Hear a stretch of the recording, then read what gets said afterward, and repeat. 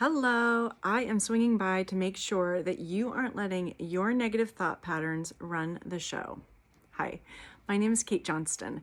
I am a writing coach and an editor, and I like to come in every once in a while and offer you some tips and advice and encouragement on how to improve your writing life. So that you can make progress on your writing journey. And one of the things that I love talking about is mindset. I think it's actually more important in a lot of ways than developing your technical skills. Without a strong, healthy, positive mindset with your creative work, then it's not going to matter how well you can structure a sentence, or if you know how to kill off the antagonist. It's not going to matter, because you will somehow at some point sabotage yourself. And so the best way, obviously, to not do that is to make sure that your mindset is positive, it's strong, it's thriving, it's empowered. I have a 3-step exercise that I like to do for myself whenever I start feeling a little shaky, I guess, when it comes to my creative work. If I start feeling some doubt, negativity, when I start allowing the limiting beliefs to come in and take over. So if you like to journal, then you may like this exercise too. So the first thing that you have to do is be aware of when you're talking down to yourself. So when you're letting the limiting beliefs swoop in and take over.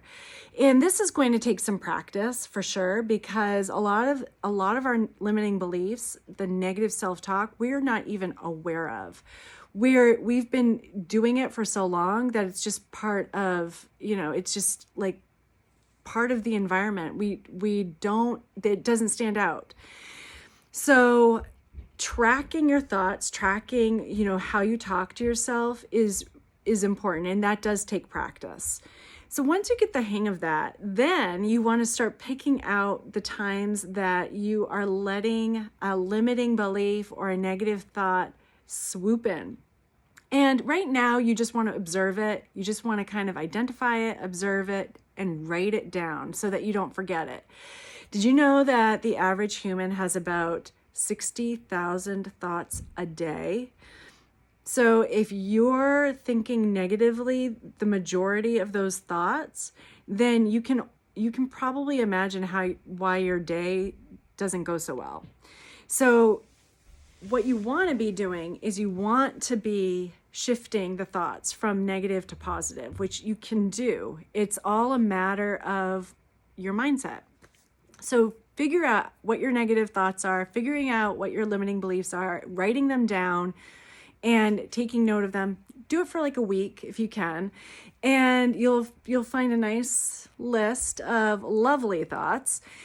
Then the next step is to write the opposite to that thought. Write, across on the page. So if you're using a notebook, that's lots of space. If you're using a smaller book, then maybe skip a line every other negative thought, so that the next line you can write the opposite thought to it. You just want to have them right next to each other, because you want to be able to counteract it with your eyes. And then it'll be a lot easier for you to digest, because you'll be looking at these positive thoughts right when you have a negative thought. It's really important. Then you want to start making these positive thoughts a pattern in your thinking. So you want to start building these positive thoughts into your day. I love starting my day off. Part of my morning routine is affirmations, and coming up with a different cycle of positive thoughts every day is fun for me, I guess. So lots of times it'll depend on what I have going on for the day ahead. So I may kind of construct some positive thoughts that help get me psyched up for the day ahead. Otherwise, I'll have a standard go-to set of affirmations that I just run through my head whenever I start feeling like there's a low vibe moment, or if I didn't get enough sleep and I'm feeling really cranky, then, I'll just try to remind myself to kick in, get some positive thoughts going. And it really does help lift my spirits. And it at least gets me off on the right foot for the day ahead. Is it totally like going to change my day? I'll say, you know what, as long as I keep the positive thoughts at the forefront, then yes, I have a better day overall. That I have fewer hassles throughout the day. I have more creativity. I have more energy because the bulk of my thoughts are positive. And, but for sure, it's not going to keep every negative thing from happening, but that's not the point anyway. The point is to bolster your response to an event. So when something not so great happens, instead of responding with a limiting belief or a negative thought, which will just make things worse and take you down an even farther spiral, the positive thought, responding with a positive thought or an affirmation, will actually keep you from sinking. And it may keep you neutral for a while, but neutral is better than low. And then from there, you can climb your way back up to feeling good. But you in order to get to that point, you have to build a system of affirmations, a network of affirmations that you can rely on and make part of your daily practice. Then the next thing that I really love to do if I am dealing with a block of some kind, a specific writing block, if I was starting a new project and I was feeling a little anxious about it, because maybe it's gonna have more point of view characters, or maybe it's gonna be a different genre than I've ever written before. Obviously the fear will start to kick in. You start getting a little nervous, and it's easy to start talking yourself out of taking this risk because you're stepping out of your comfort zone. And it's easy to just say, you know what, I'm not really ready for that. I'm going to push it off.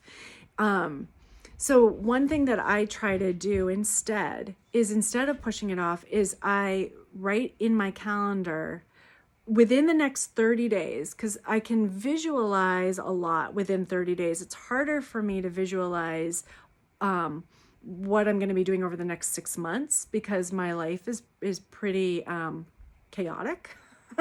But I have a good sense of the next 30 days. And so if I can schedule the thing that's scaring me, the thing that I'm trying to avoid, the thing that I'm resisting, into my calendar within the next 30 days, that helps me stay accountable. And then I start working things around that schedule because I've already built a habit of, kind of adhering to my calendar. It's how I've been able to fit my creative writing into a really busy lifestyle, because I have taken action on my intentions and setting goals and, fulfilling those goals. And a lot of that I attribute to, scheduling, a actual schedule, an appointment into my calendar. So I do this with the things that make me nervous or that make me a little bit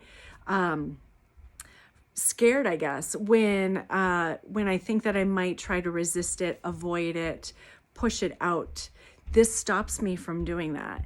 And this is a really wonderful way to kind of work around what we typically do with ourselves, especially with creativity, when we don't have, if we're only accountable to ourselves, it's really easy to talk ourselves out of things or to push them out so that we don't have to deal with them right away. So this is a hack that I have, and you may find it useful. You're welcome to use it. And obviously with every calendar schedule that I make, I attach an affirmation to it so that I stick with it when it comes up. If it starts bringing me a little bit of nervous reaction, then I will just use an affirmation, and that kind of helps stick me to it. If that makes sense. I hope that you found this helpful. I hope that you're having a fabulous writing day, and I will talk to you soon.